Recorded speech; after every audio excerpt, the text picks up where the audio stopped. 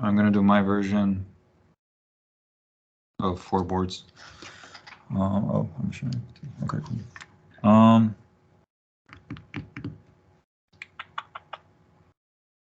I'm going to open up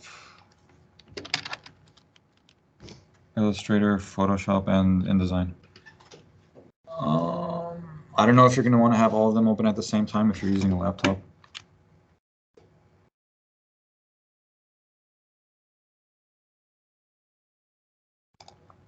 File, new, inches.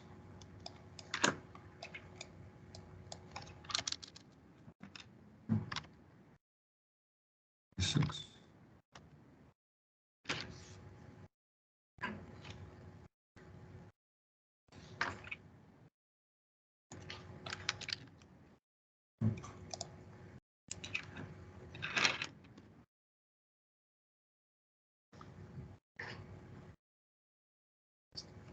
So unless anything changes, a rough draft of your 4 boards is due April 15th, and our final review is going to be May 13th. I don't know yet if the final boards are going to be due before May 13th. They probably will be due sometime that week. May 13th is a Friday. Maybe the final boards will be due Monday, because I don't want you guys like staying up all night the night before working on this thing. Like I think they should be uploaded before, and you guys should sleep that night and then have your review on Friday. All right. Inches 24. Oops.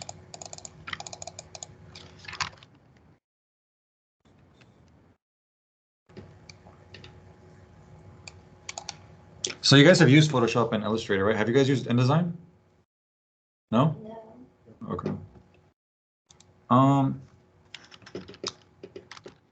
I wouldn't say we have to use it on this project, but you guys are eventually going to have to use it. When you guys do your portfolios in second year, you guys only have a portfolio review in second year, I think end of second year. So go on to third and fourth year, you gotta make a portfolio with the work you've done, and it's gonna be reviewed. And you know, if you don't pass portfolio review, you don't get to go on to third year. Unless you, I guess, retake something or redo your portfolio or something. That seems straight out of a dystopian novel. Yep. Does it? Like, you don't complete this test, then you don't get to live for another year. Yeah. I mean, yeah, it's intense. But I mean, you know, you should do fine. Like if you display all the knowledge of things you should be showing in there, you know, there's no reason that you shouldn't go on to third year. But yeah, so your portfolio should be made in InDesign, because Illustrator is going to crash. If you do something that's like 35 pages and you're putting drawings and renderings and everything into each page, like Illustrator is not meant for that type of thing. Illustrator is meant for 1 or 2 or just a few boards. It's not meant for a large portfolio with many images placed in there. That's where InDesign comes in. So we always want to use the right tools for the right job. I think I told you guys that Photoshop is pixel-based, Illustrator is vector-based. That's another important one to keep in mind.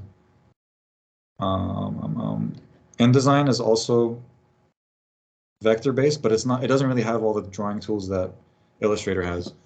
So you're not going to be doing drawings in InDesign. You would do those in Illustrator and save those to PDF and then place those into InDesign. New document.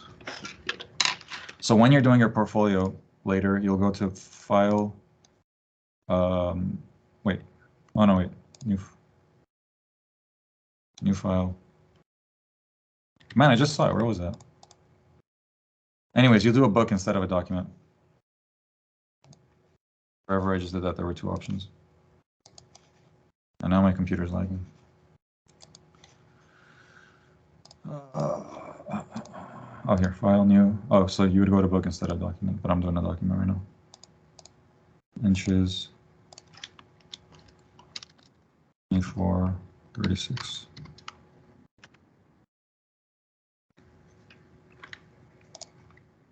All right, so you guys will be doing this with the Eames house. I'm gonna do this with the stall house. Is there a site plan I can grab?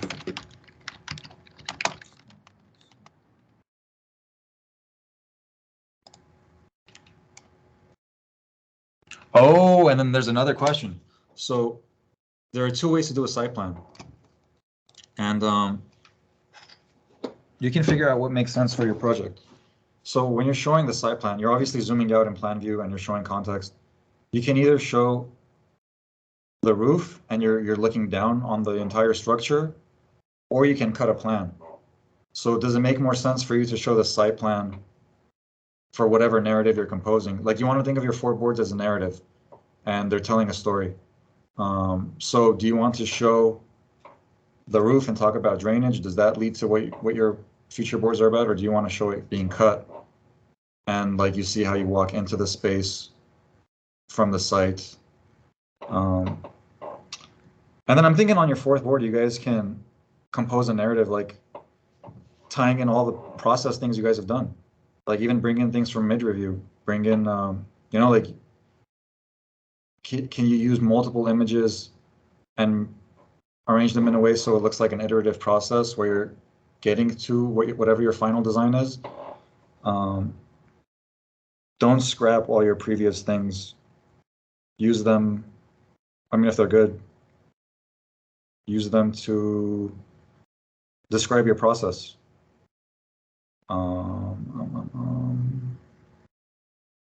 Yeah, okay, so stall house site plan. Site plan.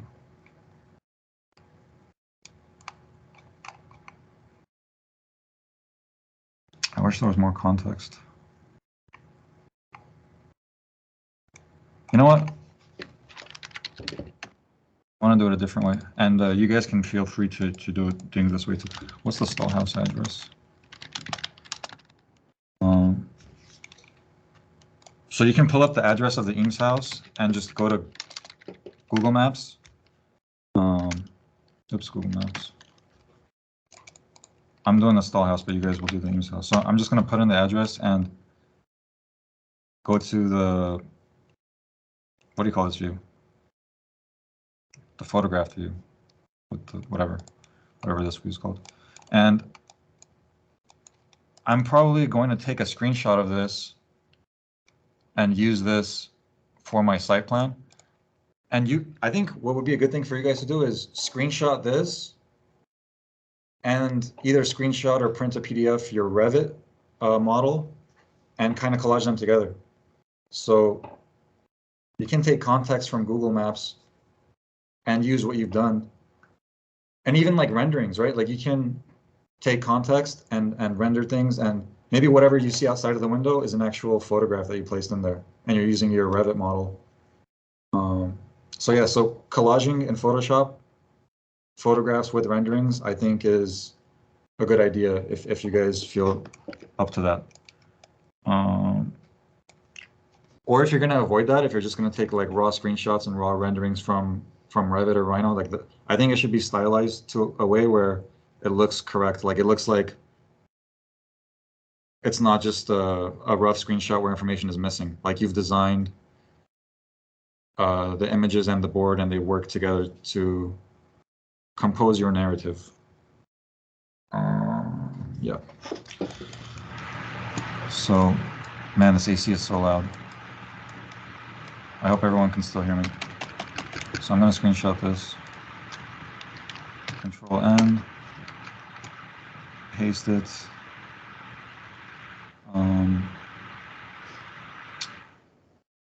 What happens when so if you do Shift Backspace, it's content aware. Oh, it didn't do that good of a job. So sometimes you might have to manually clone things out. Like I'm going to manually clone some of this out.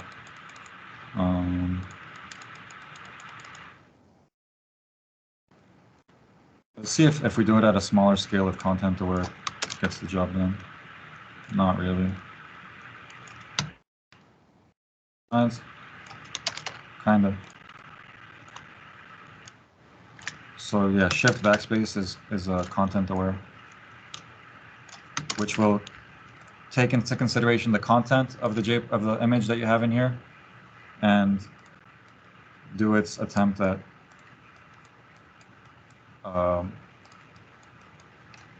replacing the missing information.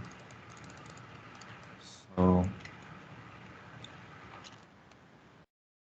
like, this is not super important. This is not my case study. I just don't want the text in the photo. Or if you want the text in your photo, if that is working with your image, again, it shouldn't be just some random text in there. It should look like it works with your board. I mean, that kind of looks like crap, but whatever. I'm gonna clone out this thing. So the clone tool, you guys know the clone tool in Photoshop? It's this one right here, clone stamp tool. You hold Alt and you grab something, you click on something, and then it will clone that, whatever you grab. Clone tool, it's a good one. And let's see if content aware gets rid of this. Yeah. All right. I'm gonna leave the street names and the addresses. I'm not gonna clone out all that.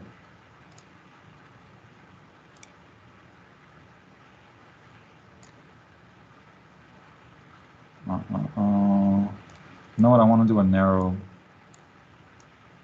long view, and I'm gonna get this centered. You know, I talk about doing a third. Sometimes the third looks really good. I'm just gonna do this centered. Centered also works.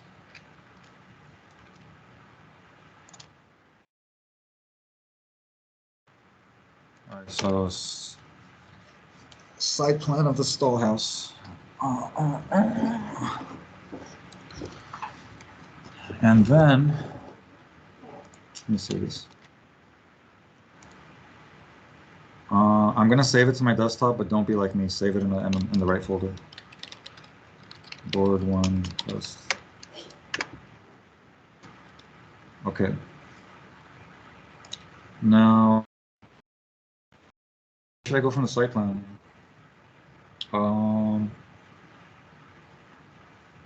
Maybe an axon.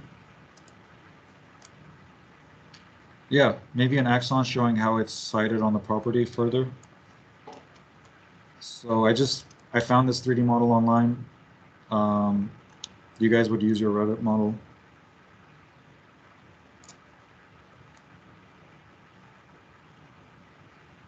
So I'm going to take this view. Print. And by the way, if I do print screen, it's going to be a little bit of a lower resolution image than if I print it to PDF. But if you're in a rush, it is a good tool. So what I did is I just deleted this background because I want this to float on my board without a background. You know what I mean? So if I start composing, like, I can now do this. And compositionally, that can be interesting.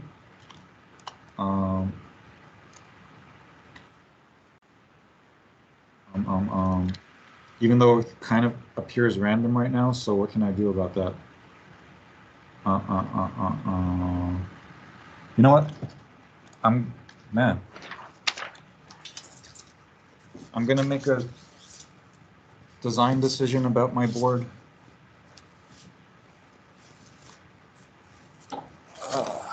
And I'm going to kind of darken parts of the site plan that I think are less important.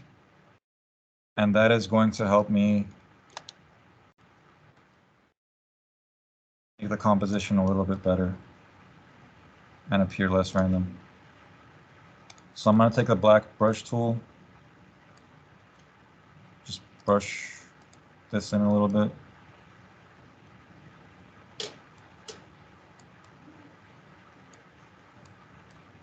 What are you guys talking about? About what? What about Studio 2?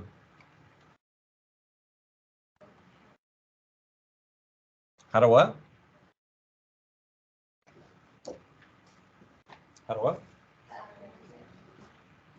Oh, you guys are using that for Studio also. What about it?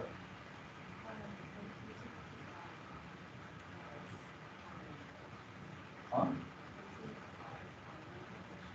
Okay.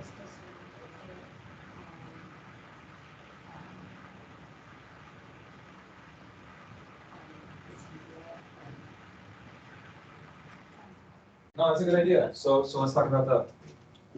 All right. So how would we use the facade of the Eames house? All right. Another pivot. Oh, by the way, I'm gonna save this.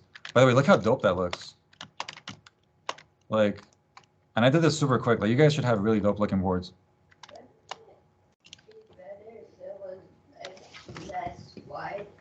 If it was less what? Why more focused on the? Why would that be better? More focused on the house of the viewer isn't distracted by the other stuff in the photo. I mean, it's not a distraction. It's seeing context.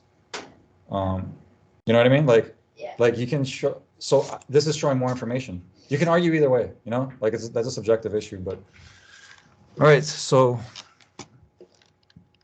let's say the Eames, whatever, is the studio in the house. We got this.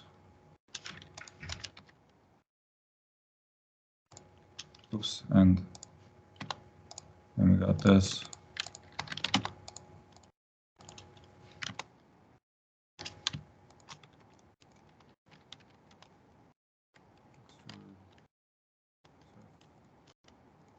So imagine you take,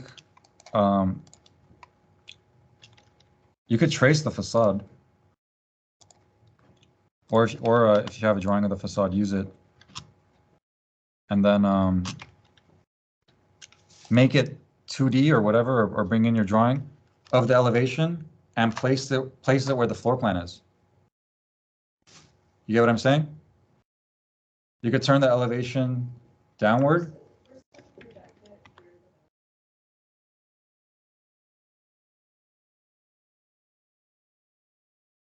Yeah, so let's say, like, I would put my elevation here with the glazing. Right, let's say this is glazing. Like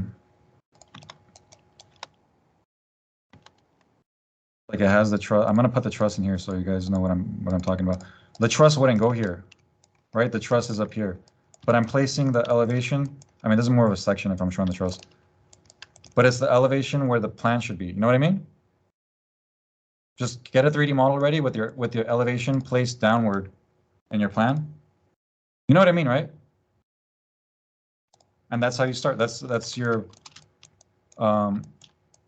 pattern of the elevation informing the pattern of the interior. Just place it down there. Right? Oh, you guys did that already? So then what's next? Composing it? Imposing it. What do you mean? It is imposed. Oh, I see. Oh, that's cool. So you guys are going to be designing.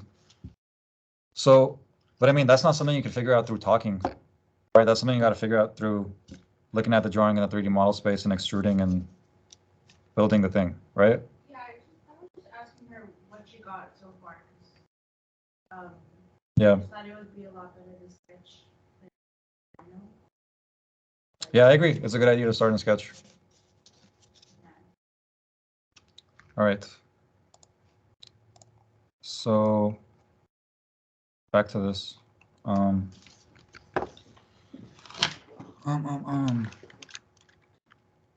that look dope?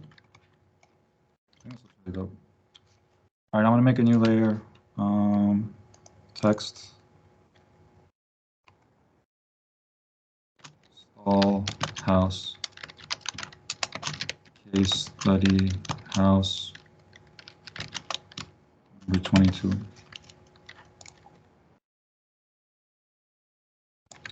And then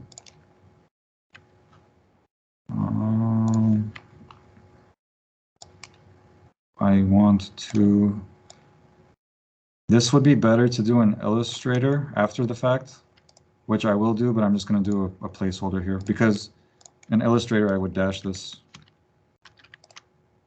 stroke 5. All right, we're getting somewhere. Save, control this. But yeah, see, that's like, again, going back to what I was saying earlier, like the point of design is there are things you can't put into words, right? There are things that you gotta experience or see in a drawing form if we're doing our jobs correctly. Like there's stuff that is in our images that we could only understand viscerally and can't be put into words. And that's really like what you want to aspire to as a designer. Like if everything can be described verbally, then you're not doing your job correctly. Like you got to look in 3D space and figure out what makes sense in that space and just create like an emotional response to being in the space. Okay, so I wish what photographs. Photograph for this dollhouse. Dollhouse interior.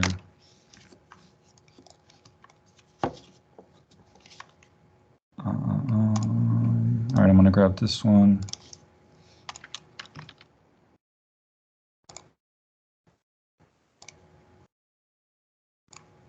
I'm gonna grab this one. So you guys are getting an exterior tour of the Eames house, right? Or are you guys gonna be able to go inside? Exterior only. Okay. You can see through the glass, so I would recommend. Oh, can you guys take photos, or is that not allowed? Maybe.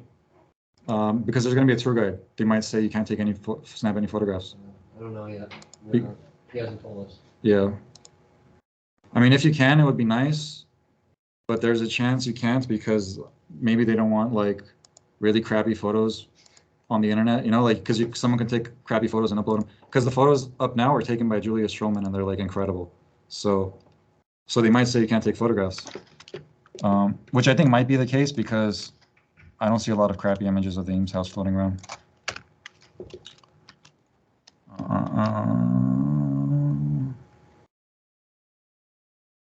By the way you photograph a space, the way you render a space really matters. I'm going to point something out to you guys. And guys, I like this is something that really, really, really makes an image either incredible or look like shit. Like this is something that like tells you the difference between a professional photographer and a professional renderer, or someone who's just is pointing and shooting and doesn't know what they're doing. You guys see these two photographs right here? What do you guys think? You guys think they're good photographs? I think they're incredible photographs.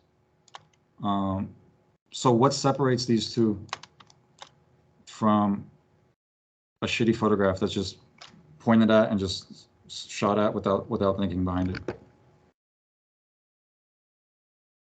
Right? Like, you guys might see these and realize there's something special going on, but you can't pinpoint what it is. But I can. And I will for you guys.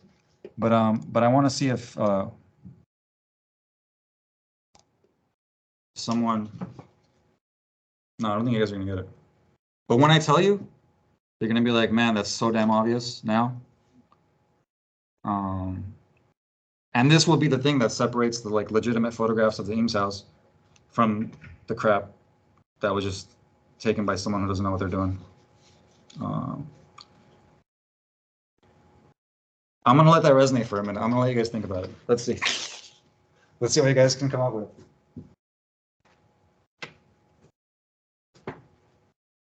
But you guys see that these photographs are special, right? Framed very well. They're what? Framed very well. Yes, that's definitely part of it. You But can lay a grid over that, yeah, what do you mean? like how, like the ends of the buildings are, like in different interior aspects. They all like lined up very well. Yes. You see that? Yeah. In the, I don't know, not exactly the rule of thirds. But if you could lay that out and it would. I would say it's using the rule of thirds. So I would say this end here is roughly on a third. Mhm. I would say where this ends is not centered, it's on a third. Mhm. I mean, maybe not exactly a third, but it's off center. You know what I mean? Like a lot of photographers might take this thing on center, but it's kind of off center. But yeah, we're getting at things that make these photographs good. But like, what's the thing that makes these photographs spectacular? All right, so I'm gonna pull up and the thing is, oh, here's a shitty one. Oh no, wait, that's a good one too. See, like, you can't find shitty photos of these houses. Um, um, um, um. Uh, uh, uh, uh, um. Oh, and then one thing I should do. Wow. All right. I'm gonna take a really bad photo and make it good. Where can I find a bad photo of a nice building? Maybe if I stall house interior Instagram. Maybe people have posted a bunch of photos on Instagram. I tried to schedule going there. Yeah. For a photography assignment, Mm-hmm. and they never responded to me. Yeah, they get a lot of inquiries. Yeah. They sometimes do like a guided tour, or they used to before COVID. Yeah. Yeah. I think that's what I was inquiring about. Pre-COVID or after? During COVID. Yeah. Yeah, I went, like, when did I go here? I think I went there like a long time ago, like maybe like 2010, something like that. But anyway, I'm gonna take this crappy one. Oops. This photograph, that sucks. And I'm gonna make it good.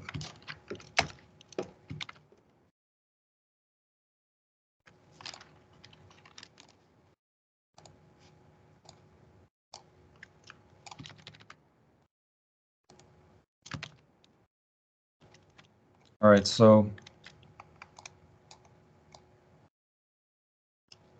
we're separating.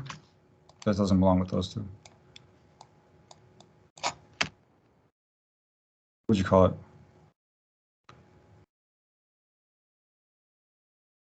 Anyways, we're separating this from these two. Okay, so the thing that makes this crap and these incredible is that here the verticals are perfectly vertical. I can take my ruler and snap it, and the verticals are vertical. If I take my ruler here, the vertical's off. And it's like, you don't know what's happening, but you know what's happening.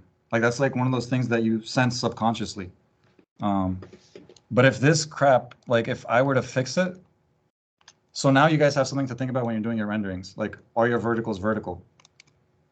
Because I'll tell you, when you're using the photographs of the Eames house, your verticals are going to be vertical. And if I didn't say anything, like we would have at the final review renderings where it was just like everything was like a 3-point perspective all over the place with no intention. So I'm going to say, like, if your verticals are not vertical, there's got to be intention behind it. Either it's like going away from you to make the space seem like tall compared to a human being. Like, I don't think we do the other version where it's like we're looking down on it and the vanishing point is down there. But if there is no intention behind it, the vertical should be vertical. So let's fix this one. Either it was because the photos of like foreigners, or it was because it was Yeah, this is eye level. This is I mean, yeah, it's yeah. Is it? Let's see. The way you figure out eye level is when you put the horizontal in, the eyes are roughly aligned with the horizon line, which looks like is the case. This one, let's see this one. So you're starting to make the grid pattern? What do you mean? I was talking about everything's lining up. I guess. Well, the vertical thing leads to that. Yeah. No, you're right. Yeah. These two, like your verticals are vertical. I mean, there's still a vanishing point where things are coming away from you or at you. But yeah, no, yeah, when you called it a grid, like that's a legitimate, you know, yeah, I think it is kind of. It's actually one directional. You know what I mean? Like it's not like this line is only one line. This line is only the horizon. So it's really a one directional thing, but yeah, I'm with you. Yeah, I think you were really like seeing what made the photographs good, and you were getting at a legitimate way to describe that. So, transform, distort.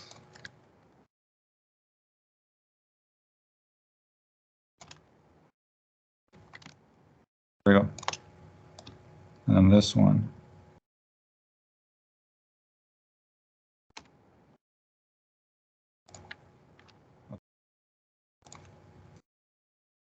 Now if we get rid of these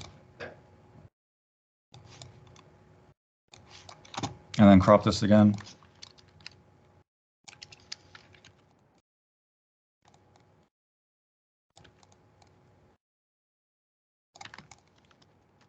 Now it's better, but it's still not as good as those two. Now another thing I'm going to do, I feel like it's too saturated. You know, I'm going to bring the saturation down. Image, adjustments, hue, saturation. Saturation right here, I'm bringing it down. Yes. And then maybe hue. No, I'm not going to mess with the hue.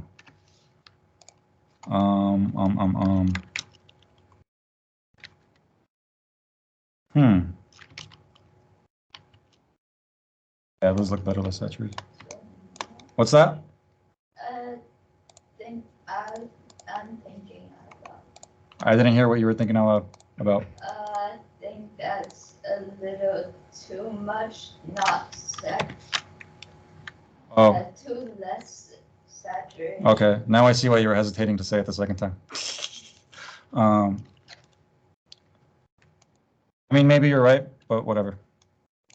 Image adjustments, brightness, contrast.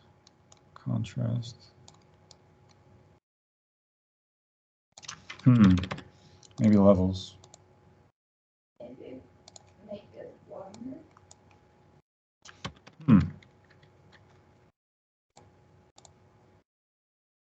Let's see.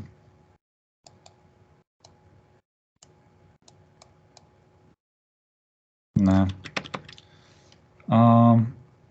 Anyways, but you can see that it's a hell of a lot better than what we started with. Right?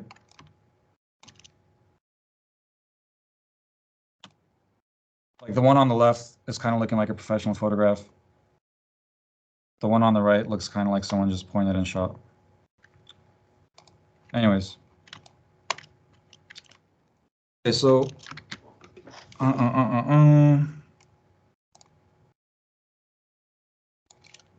now let's say,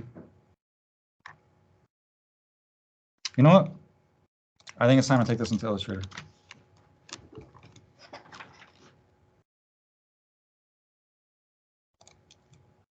So again, I'm doing board 1 right now. Save a copy.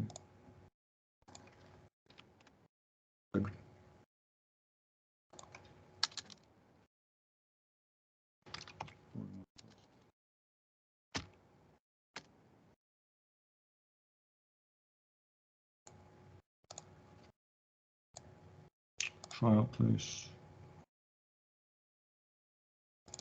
Board 1 test.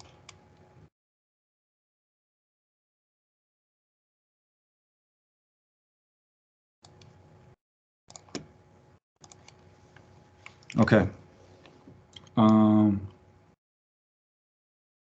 So I was talking about not just placing our photographs and renderings, but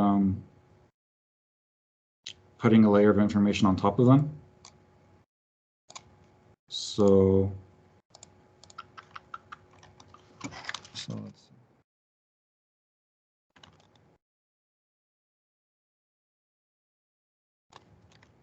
I'm gonna do.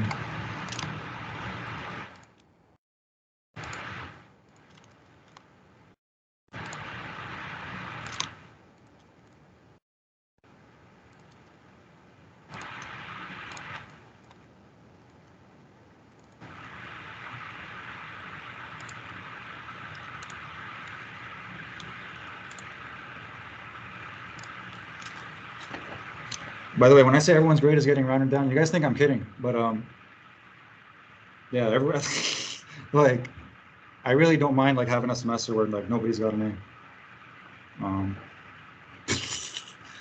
Especially since everyone's been disrupting class quite a bit.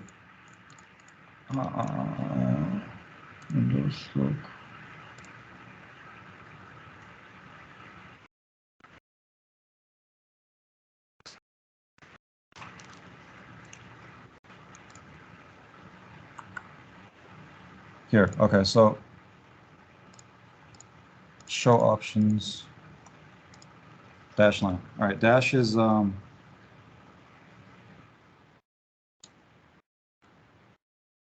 anyways, I'm kind of kidding. You know what I mean? Like, I want you guys to participate in class. So I'm gonna start asking questions again. So what makes a good dash line versus a shitty dash line? Any ideas? By the way, is anyone remote saying it? Like, are you guys? What's in the chat? Oh, all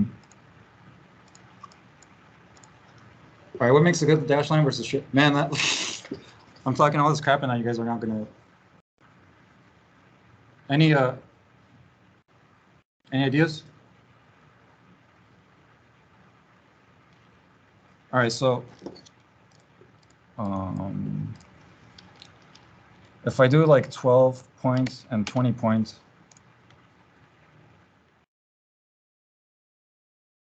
is this good or bad? I was gonna say this is a really bad dash line. It looks like ants, just like running across the page. You know what I mean? That's what this looks like. And I'm talking crap about my own drawing right now, so I don't talk crap about you guys's, so you guys can incorporate everything that you guys are supposed to. But if I grab this and I do something like 13 to 8,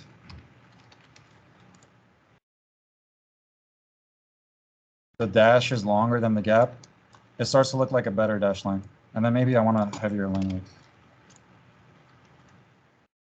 You're not that heavy.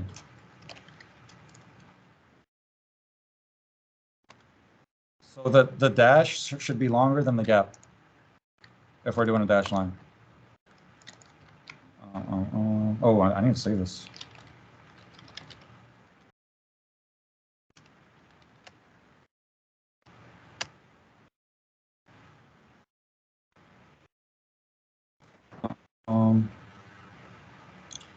So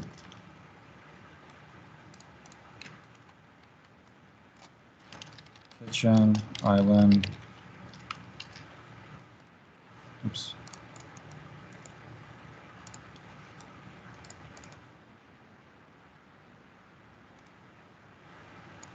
You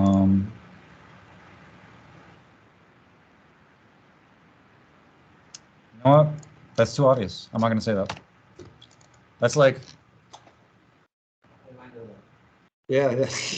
Like that's I like the dash line in there, but like we shouldn't be pointing out things that are super obvious. So maybe here we'll talk about, oops.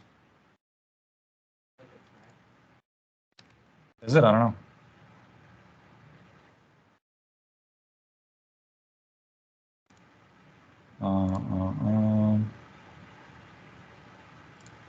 Oops.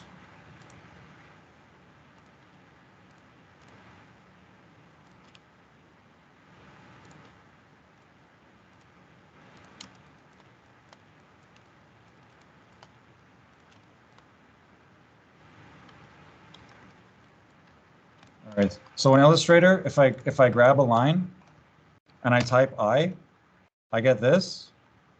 And if I click on another line, it will match the properties. Do you guys know that? All right, you guys do now. So it's a good one to use. So here, what I'm going to say is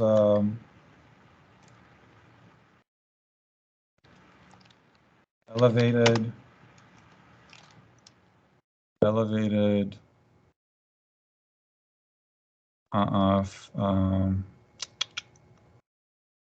Should we call this a furnishing? Elevated. Built-in what? Or should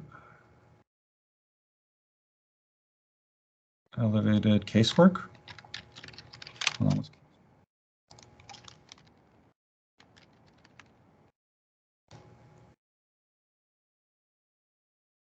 The term casework has a specific meaning in the word organism. It refers to what cases or boxes, therefore casework. All right, I'm going to call it casework.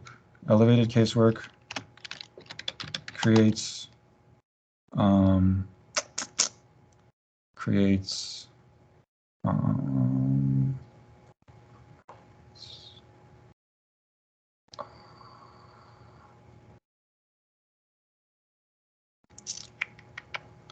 sense of lightness.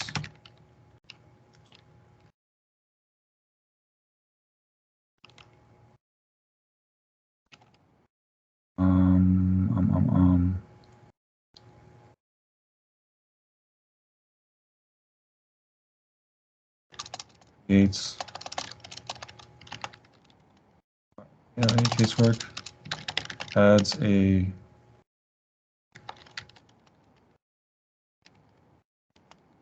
to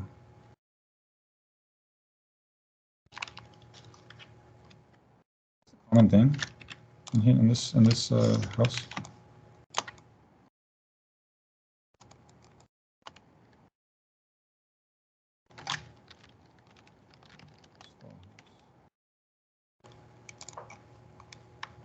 see what the fireplace looks like. So yeah, you guys are going to be doing this with the Eames house, right? Like thinking about analyzing and showing what we're analyzing and through dash lines and text. All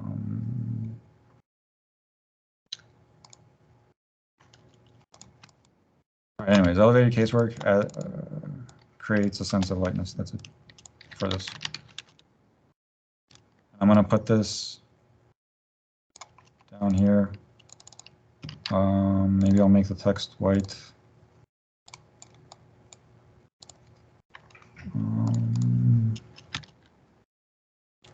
By the way, the class is called Design Communication. It's how we communicate design work, not only through drawing and rendering, but like verbally and through text, right? Like the way we communicate every aspect of our design really matters.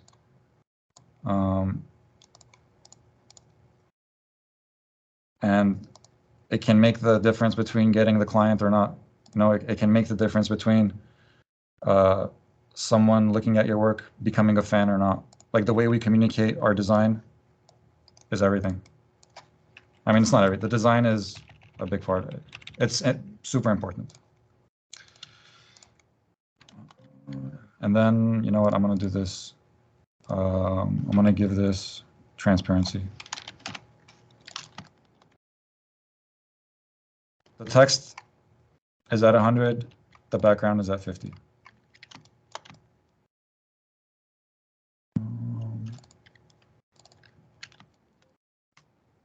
So,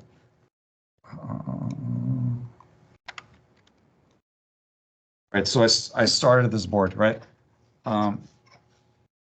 It should be denser by the end of it, but this is a started board one.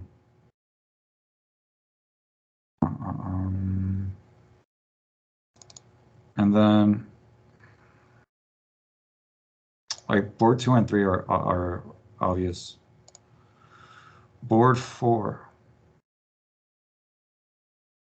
Board 4 is not obvious. Board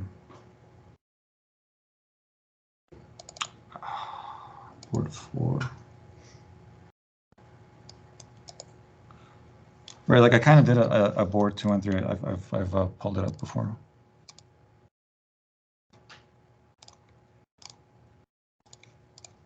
Board or hybrid.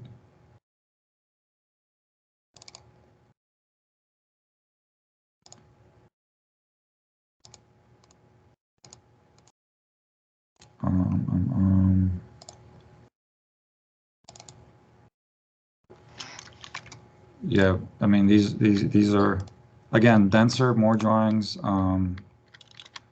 Like these should be legitimate dash lines. Like I was just trying to get the idea across, but I was starting a board 2 and 3.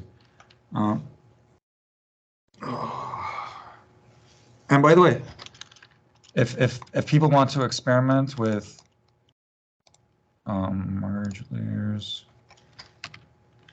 a drawing that looks like this, you're welcome to. Right? I just merged everything and I typed Control-I, and what that did is invert the colors. Illustrator, this would be done by putting a black background and adding white line work on top of it, which you can do by exporting your Revit elevations and plans as PDFs, and then working with the line work in Illustrator, putting it on top of a black background and making the lines white. So you guys have that option. If you want to have inverted boards and you think they're going to look good and they'll work with your narrative, go for it. You know, sometimes in some classes this will be banned and they'll say you can't do that, but now you have the option to. So if that's something you've been wanting to explore, now's your chance. So board 4.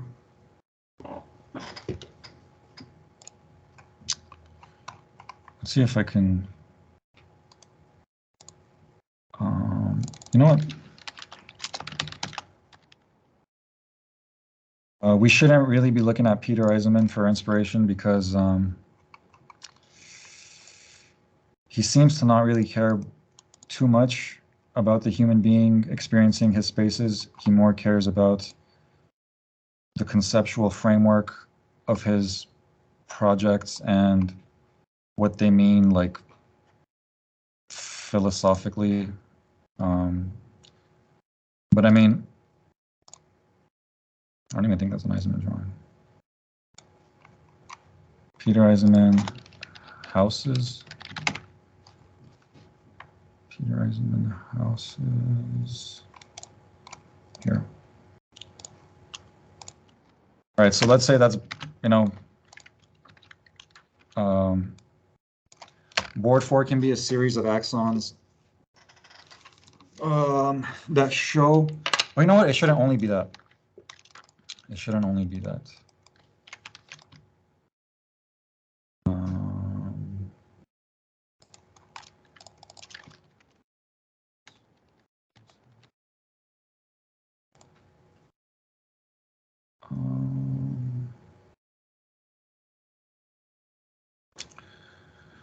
All right, I'm going to use a cheap trick I don't want you guys using.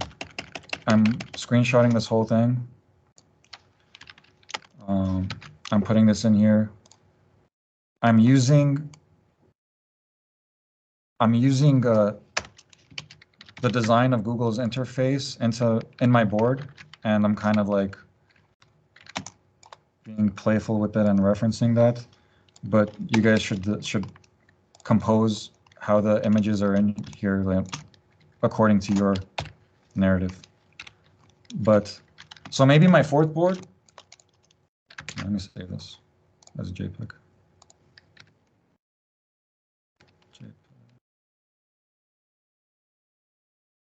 Save a copy. for test. Oops. I added an extra letter in there that I didn't mean to. Board for as a JPEG. And when I save JPEGs, I'm always keeping this on 12. You know, people will take this down to save on their image size. I always keep this at 12. If you want to save, if you want a smaller image size, go File, save a copy, or no, wait. There's Save for Web somewhere. I don't know where it is, but you guys can find it. Or I think you have to export it. Yeah, export, Save for Web.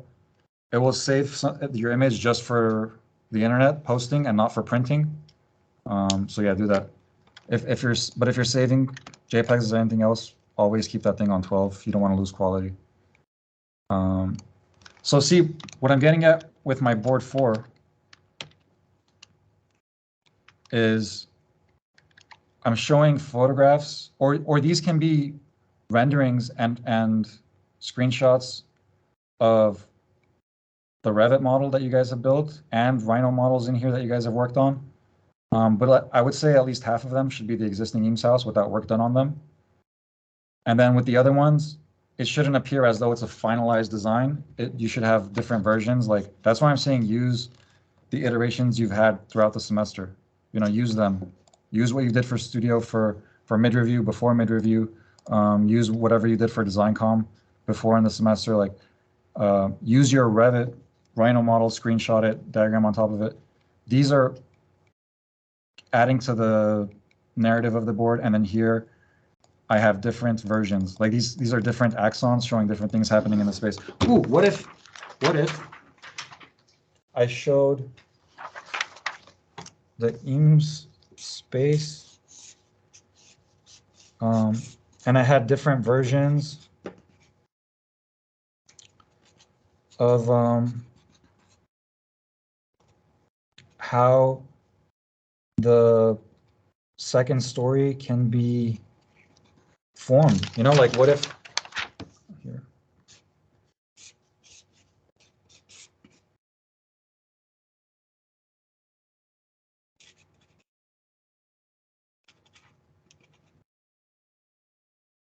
You know what I mean? Like maybe it's a U shape going around, or maybe it's an L shape, and I have different versions of this. Like that can be part of board 4. Are you raising your hand or stretching? Okay. So an iterative design process that shows, and we're going for quantity, like show more stuff. So I think that's pretty clear. And even like if I was going for the inverted look, merge layers, invert, like I'm not going to invert the photographs though. You know what I mean? Like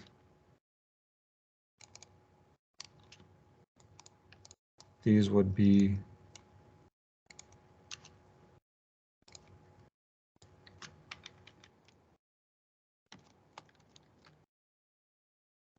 let's save the inverted.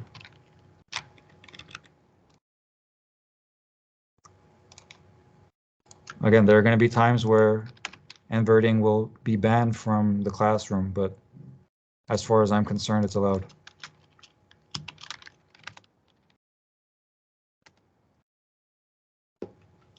Is that clear? Any questions about this? Cool.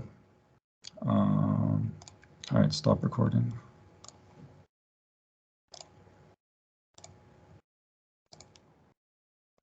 Oh man. All right. So let's I'm just going to pull some of these up on the screen. And then board 1. I didn't. Yeah, what's up? Should we be adding furniture into the Eames house by now? Yes. Okay.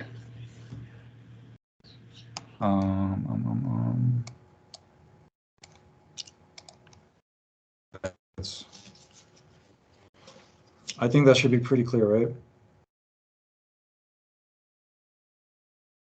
And again, my board 2 is not dense. Your board 2 should be much denser than mine. I have all this blank space on the bottom and top. No good. Like, you guys have been working on this all semester, so that these 24 by 36s should be filled completely.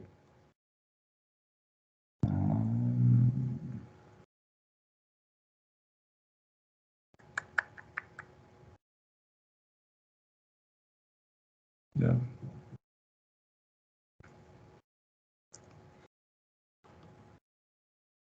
Right.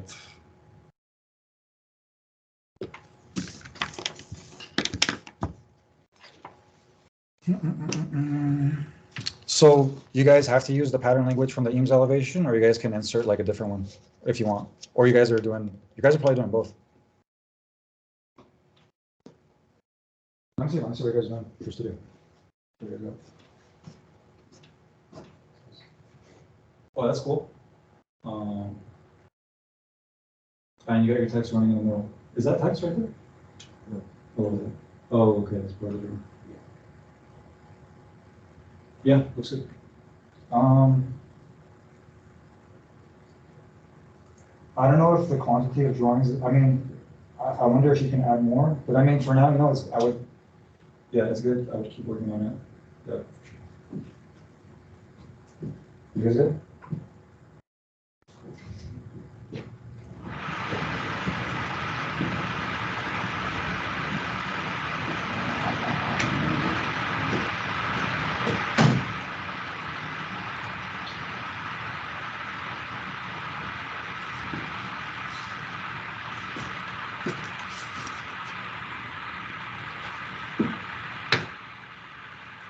By the way, I feel like it's hard to tell when I'm serious and when I'm sarcastic because I don't even know. Like, I'm just saying shit. Like, I just say whatever comes to my mind.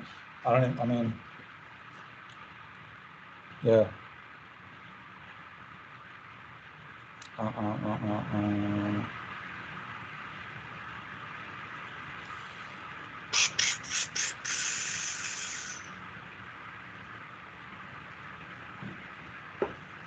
So that's interesting, though. I really like the idea of putting the elevation of the Eames house in the plan and seeing what you could derive from that. I think that's a really interesting exercise. Yeah, has it been good? Like, is it, yeah, that doing that? Like, because I feel like that can lead to some really interesting ideas. It's like you have all these constraints, and then really good design happens when you find what you can do within all those constraints. Like, you got to use the elevation in the plan and design like that, but then like something genius might come out of that.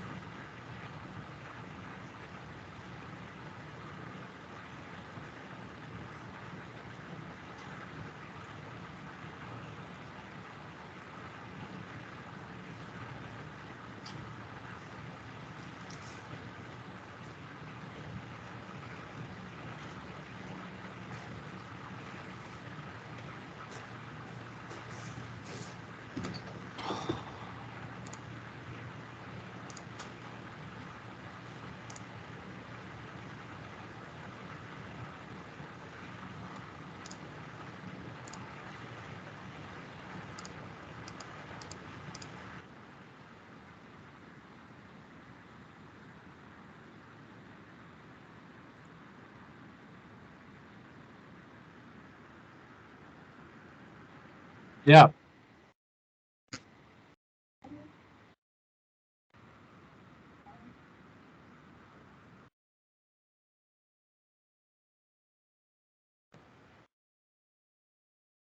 Yeah.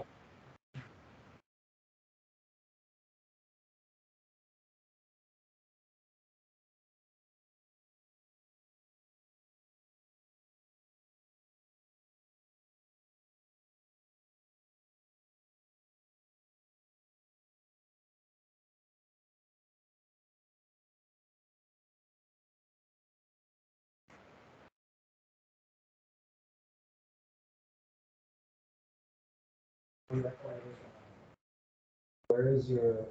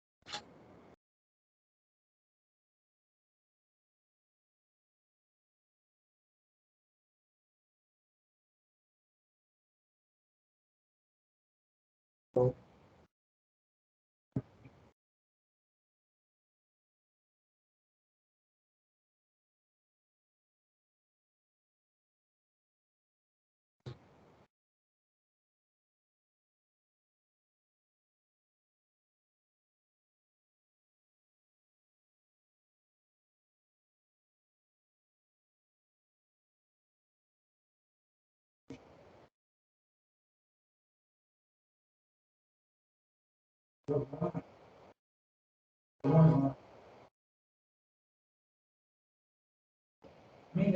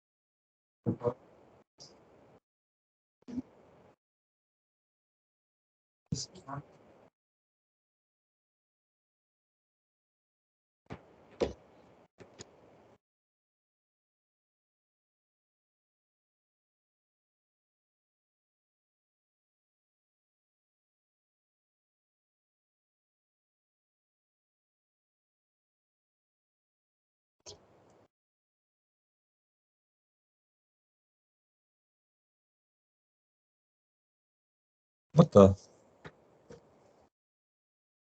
Oh, this is it. Oh, I should save this as PDF.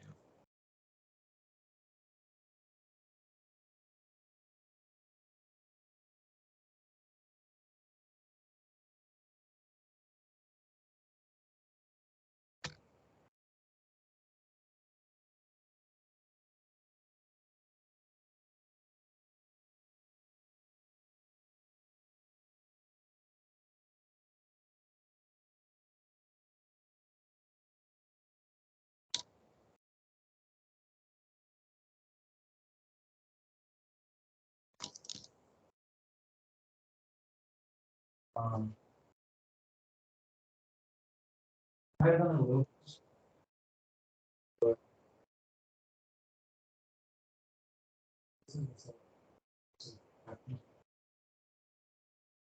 know.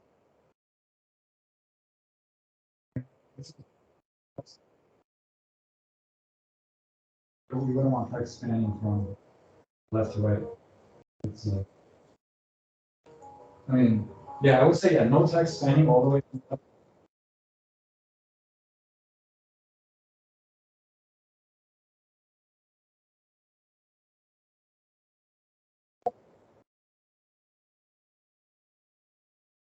Yeah. This?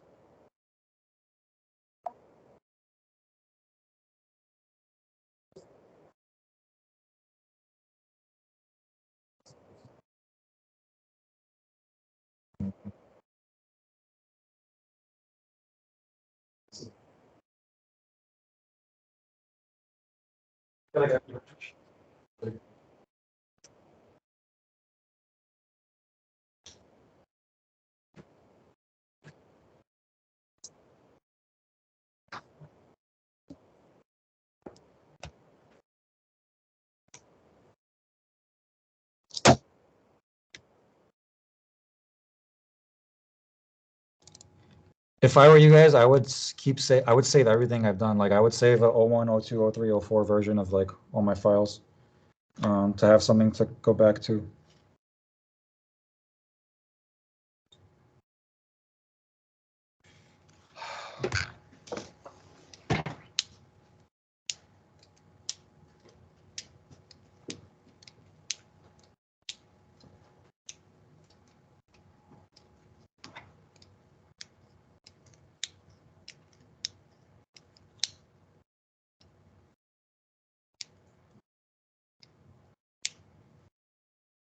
Eleven, 12.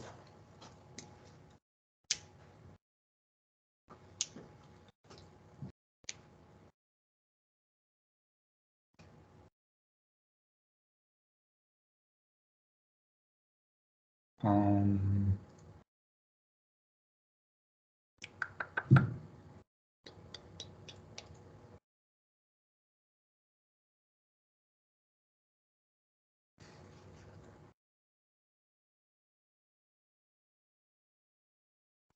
yeah.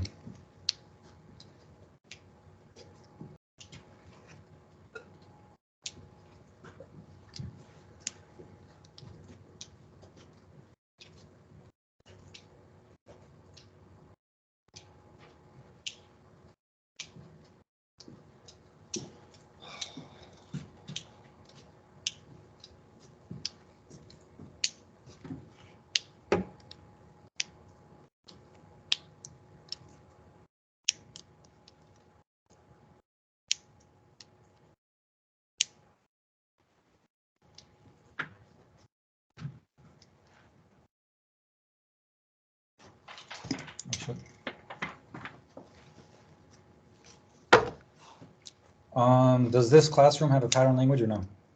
This building, this space. Right.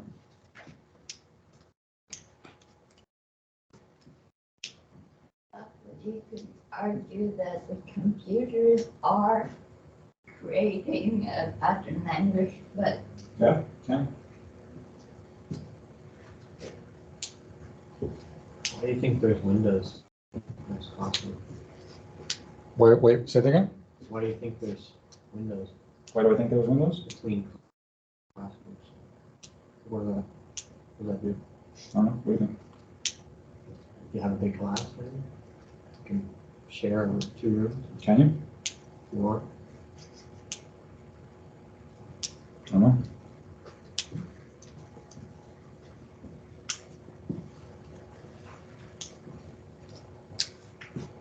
I do like that though. It's kind of nice to be in one space and peek through and see the entire structure you're in. That's why also that was the big thing about the open floor plan, mid-century stuff we're looking at. Like you can, even if you're doing a really big house, like you can, like there are points where you can peek through and see the entire space. So the more opportunities you can give someone to understand what's happening in the space they're in and not just close them off, the better you feel in the space actually. And that's actually, by the way, like research has shown that people are actually happier. There's like a happiness index. I don't know exactly how it's measured, but people are actually happier when you're in a space where the raw materials are exposed. Like if you're in a brick building, like you feel better when you can see the bricks versus when everything is covered up. And it makes sense because like subconsciously, you get an idea of how the structure works. And that just makes you feel better. So exposing structure is a good thing. A pattern language is a good thing. Like a big space with no articulation whatsoever is a bad thing. And I've probably said this before, but like our brains develop differently depending on the spaces we're in. That's why design is so damn important, because like we're shaping the society, like we're like literally like these, man. And like someone thought of it, right? Like the height of this table, the height of the chair, the height of like everything, the way it's designed, people have decided like you guys can rethink things if you want. You know, like you can dimension everything and say, this is how I think spaces should be designed. I think there should be a built-in standing desk option. There should be, you know, like these are, everything has been decided by people. Like there's nothing special about the way things are designed currently. We can rethink them.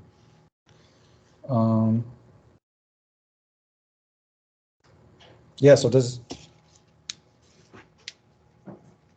I mean, the argument can be made either way. There's a pattern language in here enough.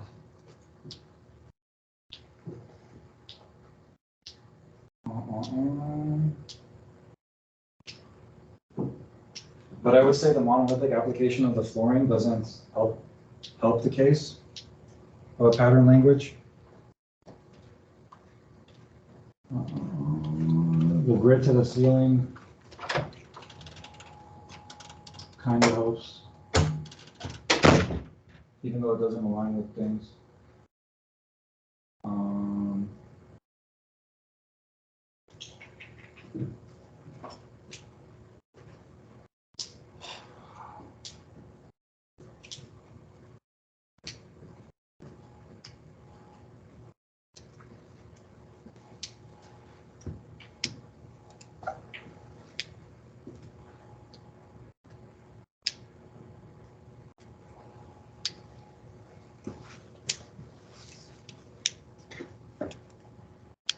And right now we're looking at houses. Like there will be a point where we're looking at bigger spaces where the design decisions we make can either like save lives or cause people to die. Like if you're in a space and there's a fire and you don't know how to escape, like you create a confusing space inside, people might die in there. Like if worst comes to worst, like so design matters, and that's why I take this like super seriously. Like I mean, I don't know.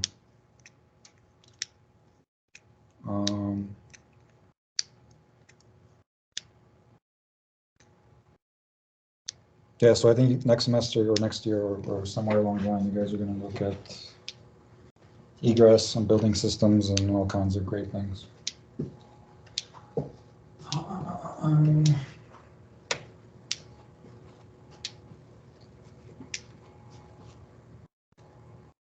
ADA.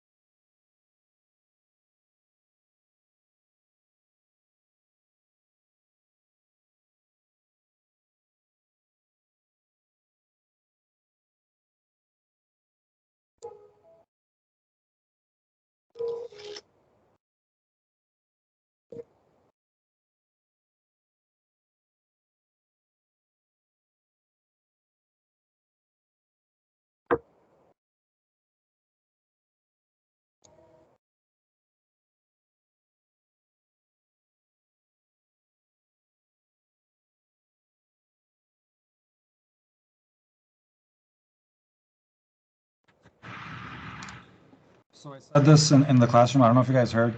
If you're adding text, your text should not span all the way from the left to the right on a 24 by 36 board. Like for example, here I would align it with maybe one of these smaller images, or somewhere that makes sense. Maybe I would have a title going here. But yeah, this is not an 8.5 by 11. This is a large board, and we want to think of it that way.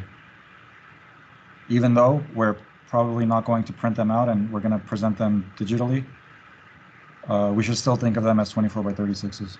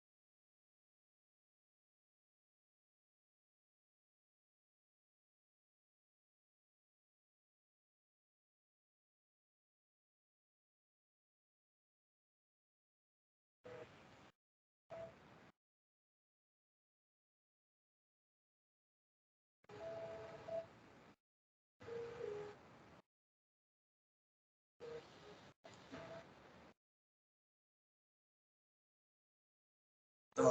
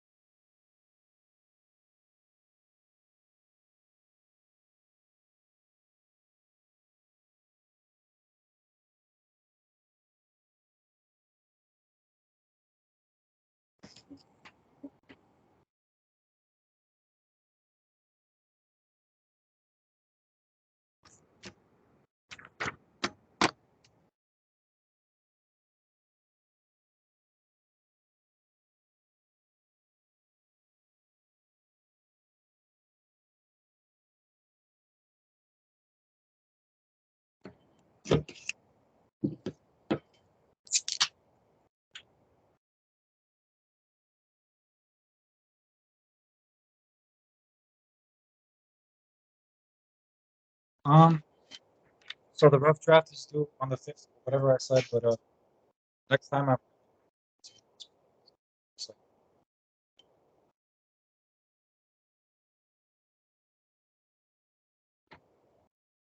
Just so I know like everyone's working on it. Because I feel like there are people who haven't seen stuff from. And it's my bad because I'm not asking for it. But next time for sure I'm going to see it.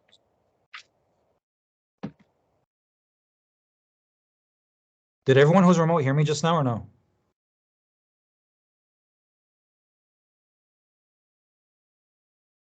Yes. Okay, so you guys heard over the, you guys could hear over the music. All right, cool. I mean,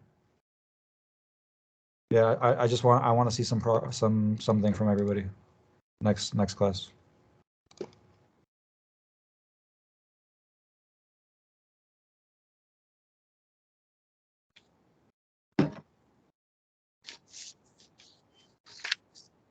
Thank you, man. Take care.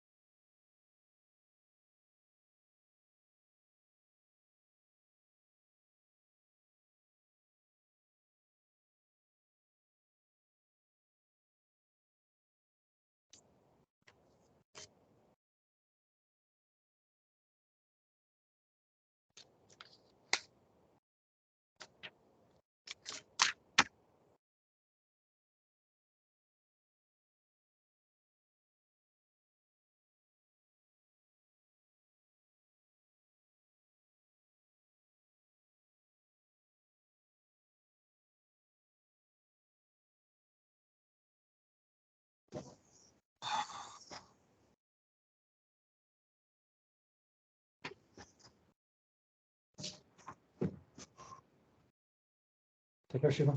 Thank you.